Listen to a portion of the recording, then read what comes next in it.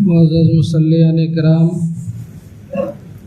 السلام علیکم ورحمۃ اللہ وبرکاتہ۔ نحمدہ ونصلی ونسلم علی رسولہ الکریم، اما بعد فاعوذ باللہ من الشیطان الرجیم، بسم اللہ الرحمن الرحیم۔ قال اللہ تبارک و تعالی فی القرآن المجید والفرقان الحمید، وَسَيُجَنَّبُهَا الْأَتْقَى الَّذِي يُؤْتِي مَالَهُ يَتَزَكَّى۔ صدق اللہ مولانا العظیم وصدق رسولہ النبی الامین الکریم، ونحن علی ذلک لمن الشاہدین والشاکرین والحمد للہ رب العالمین۔ سبھی حضرات مل کر درود پاک پڑھیں۔ اللہم صلی علی سیدنا مولانا محمد وعلی آل سیدنا محمد بارک وسلم، صلاۃ و سلام علیک یا رسول اللہ صلی اللہ تعالی علیہ وسلم۔ نبی اور آل نبی کی بارگاہ میں ایک دفعہ اور پڑھیں، اللہم صلی علی سیدنا مولانا محمد بارک وسلم، صلاۃ و سلام علیک یا رسول اللہ، صلاۃ و سلام علیک یا حبیب اللہ صلی اللہ تعالی علیہ وسلم۔ معزز سامعین کرام، پچھلے جمعے کو آپ نے مختصر سی گفتگو افضل البشر بعد الانبیاء حضرت سیدنا صدیق اکبر رضی اللہ تعالی عنہ کے متعلق سماعت فرمایا۔ آج میں نے قرآن مقدس کی جس آیت کریمہ کی تلاوت کا شرف حاصل کیا ہے، اللہ تبارک و تعالیٰ اس میں ارشاد فرما رہا ہے، اور عنقریب دور رہے گا اس سے جو سب سے بڑا پرہیزگار ہے اور اپنا مال دیتا ہے کہ ستھرا ہو۔ معزز سامعین کرام، وقت بہت کم ہے، غالباً صرف 10 یا 9 منٹ بچے ہیں۔ اس 9 منٹ میں جو کچھ کہا جا سکے، یہ آیت کریمہ سورہ واللیل کی ہے۔ حضرت علامہ امام فخر الدین رازی رحمۃ اللہ تعالی علیہ تفسیر کبیر میں تحریر فرماتے ہیں کہ یہ آیت کریمہ کے متعلق سے تمام علماء ائمہ کا اس بارے میں اتفاق ہے، اجماع ہے کہ یہ حضرت سیدنا صدیق اکبر رضی اللہ تعالی عنہ کے بارے میں نازل ہوئی۔ ایک بعد دیگر جو میں نے تلاوت کی، اس میں اللہ تبارک و تعالیٰ نے حضرت سیدنا صدیق اکبر رضی اللہ تعالی عنہ کے 4 صفات بیان فرمایا۔ پہلی صفت بیان فرمایا کہ وہ سب سے بڑا متقی اور پرہیزگار ہے، یعنی دنیا میں نبیوں کے بعد حضرت سیدنا صدیق اکبر رضی اللہ تعالی عنہ سب سے بڑے پرہیزگار اور متقی اور زہد و ورع والے ہیں۔ اس کے بعد رب نے ارشاد فرمایا کہ وہ اپنا مال راہ حق میں خرچ کرتے ہیں۔ تیسری صفت بیان فرمایا کہ یہ مال خرچ اس لیے نہیں کرتے کہ ان کے اوپر کسی کا احسان آتا ہے تو وہ احسان ادا کرتے ہیں، بلکہ وہ یوں ہی راہ حق میں خرچ کرتے ہیں تاکہ اللہ تبارک و تعالیٰ کی رضا اور اس کی خوشنودی حاصل کرے۔ اور چوتھی صفت اللہ تبارک و تعالیٰ نے یہ ارشاد فرمایا کہ عنقریب وہ اللہ کی رضا پا جائے گا. کہ یہ سبحان اللہ. حضرت سیدنا صدیق اکبر رضی اللہ تعالی عنہ کے متعلق جیسا کہ میں نے عرض کیا کہ علامہ بالاتفاق بیان فرماتے ہیں کہ ان چاروں صفات کے حامل جو ذات ہے وہ ذات سیدنا ابو بکر صدیق رضی اللہ تعالی عنہ کی ہے. اور آپ مزے کی بات لکھتے ہیں, علامہ اور پڑھے لکھے لوگوں کو دعوت دوں گا, آپ غور تو فرمائیں کیا مزے کی بات لکھتے ہیں. فرماتے سورہ واللیل, یہ حضرت سیدنا ابو بکر صدیق رضی اللہ تعالی عنہ کے اوصاف بیان کر رہے ہیں, اور اس کے بعد ہی سورہ والضحیٰ حضور نبی کریم صلی اللہ تعالی علیہ وسلم کے اوصاف بیان فرما رہے ہیں. سبحان اللہ. اور قرآن اٹھا کر دیکھیے, سورہ واللیل اور سورہ والضحیٰ میں کوئی جدائیگی اور فصل نہیں ہے. لہذا معلوم یہ ہو گیا کہ حضور کے بعد خلیفہ ہونے میں کوئی بھی فصل اور جو ہے جدائی نہیں ہے, کہ حضور کے بعد سب سے زیادہ افضل البشر بعد الانبیاء اگر کوئی شخصیت ہے تو حضرت سیدنا ابو بکر صدیق رضی اللہ تعالی عنہ کی ہے. سبحان اللہ. حضرات گرامی, حضرت سیدنا صدیق اکبر رضی اللہ تعالی عنہ اور دیگر صحابہ کرام رضوان اللہ تعالی علیہم اجمعین, خصوصاً خلفائے راشدین اور اہل بیت اطہار, ان کے درمیان آپس میں تعلقات کتنے بہتر تھے. ایک دوسرے کی کیا محبت تھی, ایک دوسرے کے آپس میں کیا محبت تھی, اور ایک دوسرے کی عظمتوں کو کس انداز اور کس خوبی کے ساتھ بیان فرمایا کرتے تھے.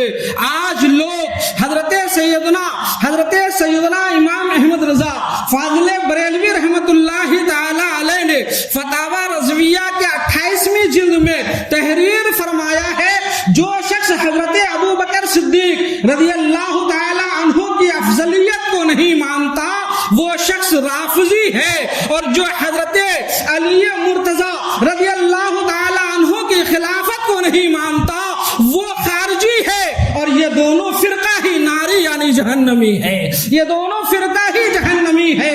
اللہ اکبر. دیکھیے حدیث پاک میں مروی ہے, حضرت عائشہ صدیقہ رضی اللہ تعالی عنہ اس حدیث پاک کو روایت فرماتی ہیں. آپ فرماتی ہیں, ایک دفعہ میرے بابا صدیق اکبر کو میں نے دیکھا کہ حضرت علی مرتضی مولا علی مولا کائنات حضور حضرت علی مرتضی جلوہ گر ہیں, بیٹھے ہیں, میرے بابا ہیں. میں نے دیکھا کہ میرے بابا صدیق اکبر ایک ٹک جو ہے لگاتار مسلسل نظریں گاڑے ہوئے حضرت علی مرتضی کو دیکھے چلے جا رہے ہیں, دیکھے چلے جا رہے ہیں, دیکھے چلے جا رہے ہیں. میں نے عرض کیا, بابا کیا بات ہے, آپ بڑا ایکٹو جو ہے مسلسل حضرت علی مرتضی کو دیکھے چلے جا رہے ہیں. تو آپ نے فرمایا یعنی حضرت ابو بکر نے فرمایا, یا بنیا, اے میری بیٹی, اے میری لختے جگر, اے میری آنکھوں کے تارے, سنو ذرا. حضرت علی کو لگاتار دیکھنے کی وجہ یہ ہے کہ حضور علیہ السلام نے فرمایا, النظرۃ الی وجہ علی عبادت. سبحان اللہ. مولا علی کے چہرے کو دیکھنا عبادت ہے. سبحان اللہ. مولا علی کے چہرے کو دیکھنا عبادت ہے. یہ کون فرما رہے ہیں؟ علی حضرت عائشہ روایت فرماتی ہیں اور حضرت ابو بکر یہ روایت فرماتے ہیں. اور آگے سنیے, ایک صحابی کا بیان ہے, فرماتے ہیں عصر کی نماز ہوئی, عصر کی نماز پڑھنے کے بعد میں اور حضرت سیدنا صدیق اکبر رضی اللہ تعالی عنہ اور حضرت مولا علی داماد مصطفیٰ علی مرتضی حسنین کے بابا, یہ تینوں حضرات جو ہے فرماتے ہم تینوں ایک راستے سے گھر کی طرف نکلے. ابھی کچھ دور گئے ہی تھے کہ دیکھا کہ حسن مجتبیٰ, کہیے سبحان اللہ, کہتے دیکھا کہ حسن مجتبیٰ دیگر بچوں کے ساتھ کھیل رہے ہیں. جب حضرت سیدنا ابو بکر صدیق نے حسن مجتبیٰ کو دیکھا تو انہیں گود میں اٹھایا, گود سے کندھے میں اٹھا لیا, پھر سینے سے لگایا, ماتھے کو چوما, مسکرایا اور ارشاد فرمایا, اے حسن مجتبی آپ میرے آقا حضور نبی کریم صلی اللہ تعالی علیہ وسلم کے شبیہ ہو، یعنی اے حسن تم مصطفیٰ کی شکل پر پیدا ہوئے ہو، علی کی شکل پر پیدا نہیں ہوئے ہو۔ وہ صحابی کہتے ہیں یہ ابو بکر صدیق فرما رہے تھے، ادھر میں نے علی مرتضیٰ کو دیکھا تو چہرے پر مسکراہٹ سجی ہوئی تھی اور مسکرا رہے تھے، ہنس رہے تھے، سبحان اللہ، ہنس رہے تھے، سبحان اللہ۔ یہ تعلقات خلفائے راشدین کے آپس میں تھے، لیکن آج یہ شیطنیت چل رہی ہے، یہ شرارت جان بوجھ کر میڈیا کی اسکرین پر چلایا جا رہا ہے، بتایا جا رہا ہے، نوجوان نسلوں کو خراب کیا جا رہا ہے، لوگوں کے عقائد و ایمانیات کو تباہ و برباد کیا جا رہا ہے کہ سب سے پہلا نمبر معاذ اللہ رب العالمین حضرت علی مرتضیٰ رضی اللہ تعالی عنہ کا۔ دیکھیے ہم سنی صحیح العقیدہ مسلمانوں کا یہ اذعان ہے، یہ یقین ہے، یہ عقیدہ ہے، یہ عقیدت بھی ہے، یہ حقیقت بھی ہے اور یہ محبت بھی ہے کہ تمام صحابہ کرام رضوان اللہ تعالی علیہم اجمعین سے محبت کرنا اور تمام اہل بیت اطہار سے محبت کرنا، بالاتفاق دونوں سے محبت کرنا ہم اہل سنت والجماعت کا شیوا اور عادت ہے۔ ہم اہل سنت والجماعت کے لوگ جو ہے صحابہ کرام کی بھی تعظیم کرتے ہیں، اہل بیت اطہار سے بھی محبت کرتے ہیں، اس لیے کہ اہل بیت اطہار سے محبت کرنا یہ ایمان کا جز ہے، صحابہ کا احترام کرنا یہ ایمان کا جز ہے۔ نبی کریم صلی اللہ تعالی علیہ وسلم خود ارشاد فرماتے ہیں، اے لوگو تم لوگ میرے صحابہ کو برا بھلا نہ کہو، میرے صحابہ کے تعلق سے کسی طریقے کی زبان نہ کھولو، کیوں؟ اس لیے کہ میرے صحابہ کا مقام تو یہ ہے، مقام تو یہ ہے کہ اگر تم میں سے کوئی احد پہاڑ کے برابر سونا خرچ کرے اللہ کی راہ میں اور میرے صحابہ میں سے کوئی صحابی ایک مٹھی جو اگر رب کی بارگاہ میں راہ میں خرچ کرے تو میرے صحابہ کا ایک مٹھی جو یا گیہوں خرچ کرنا، جو لوگ سونا احد پہاڑ کے برابر خرچ کرے، احد پہاڑ کے برابر سونا خرچ کرنے والے میرے صحابہ کی ایک مٹھی جو کے برابر بھی نہیں پہنچ سکتے، نہیں پہنچ سکتے۔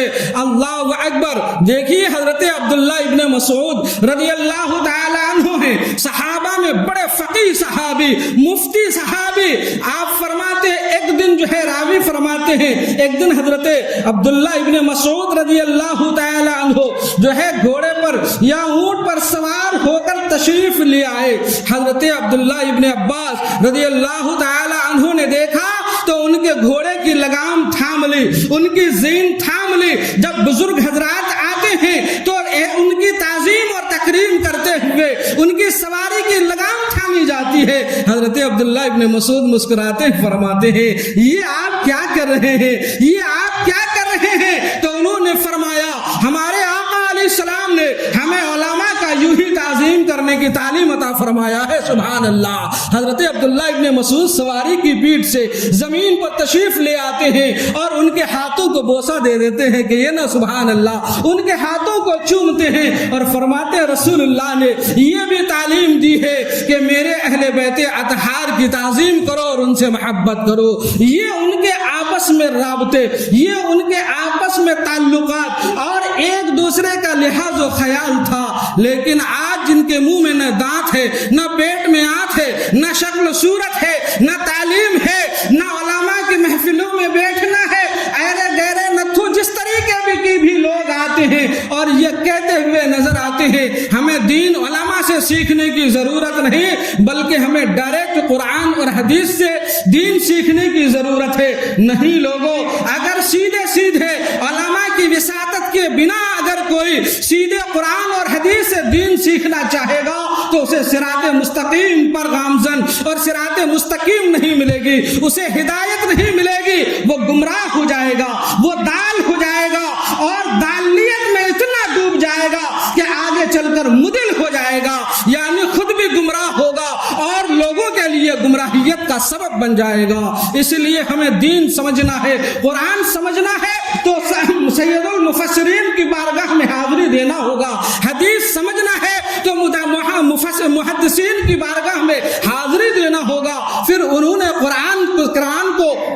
سے کیا سمجھا، قرآن کو حدیث سے کیا سمجھا، حدیث کو حدیث سے کیا سمجھا، رسول اللہ کے اقوال کو کیا سمجھا، پھر جو تشریحات اور توضیحات ہم تک انہوں نے بلا کسی کمی بیشی کے ساتھ پہنچانے کی کوشش کی ہے، ہمیں ان پر عمل کرنے کی ضرورت ہے تاکہ ہمارے قدم گمراہی کی راہ کی طرف نہ اٹھ سکے۔